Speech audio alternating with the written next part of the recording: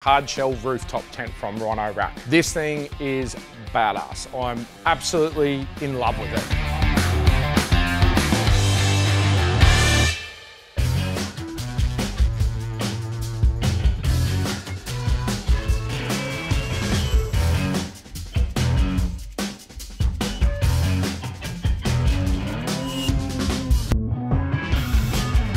Morning, welcome to another episode of Loading Up. I'm back in the Patriot HQ showroom.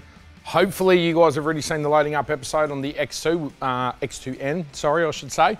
We just brought this one back from the Simpson Desert and I've done a run through on another video. So if you haven't watched that, make sure you check it out. I did say in the video that I'm gonna do a video on the new rooftop tent, Hardshell rooftop tent from Rhino-Rack. That's a mouthful. This thing is badass. I'm absolutely in love with it. This rooftop tent, I'll start with probably the most obvious thing, or maybe not the most obvious thing, but you're gonna see the size of it. It's about 1.4 by 1.4 meters. This is specifically been designed for bed racks, which are a really big thing in the United States, but getting more and more popular here in Australia. People are putting bed racks on top of their style side tubs, half-size racks that are not going up full height of the cab. This gives you the opportunity to mount a rooftop tent to fill that space on any dual cab ute and not be sitting, 2 meters above the roof, which for a couple of different reasons, off-road ability on tight tracks, but I think mainly fuel consumption. I think anybody who's done it, if you've ever built a touring car, you go and put a rooftop tent on the top, there goes your fuel consumption. It hammers the vehicle more than anything else.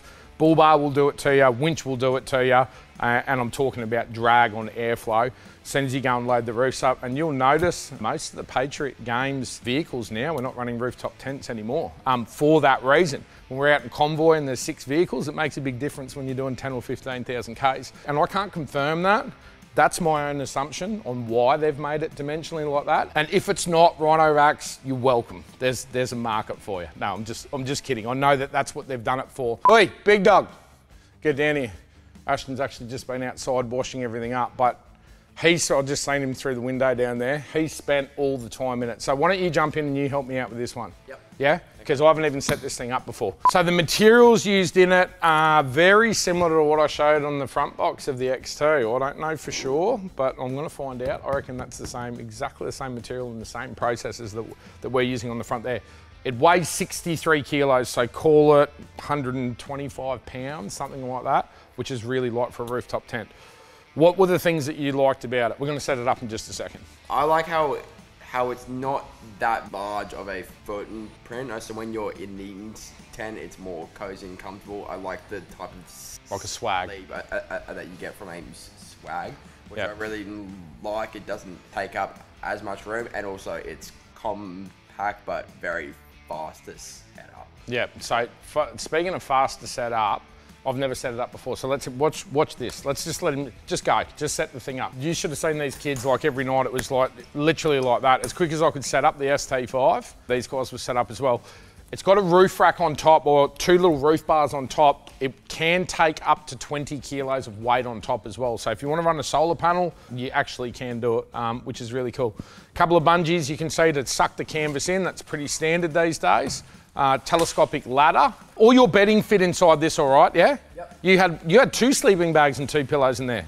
Yep. Didn't you? Yours and your brother's. Mm-hmm. Christian and Ashton ended up, they spent a few nights together in this, nice and cozy. But fundamentally, that's it. Yeah. You didn't do a very good job of cleaning it. Yeah, sorry. Come in here and I'll show you through a couple of features just while he puts the poles out.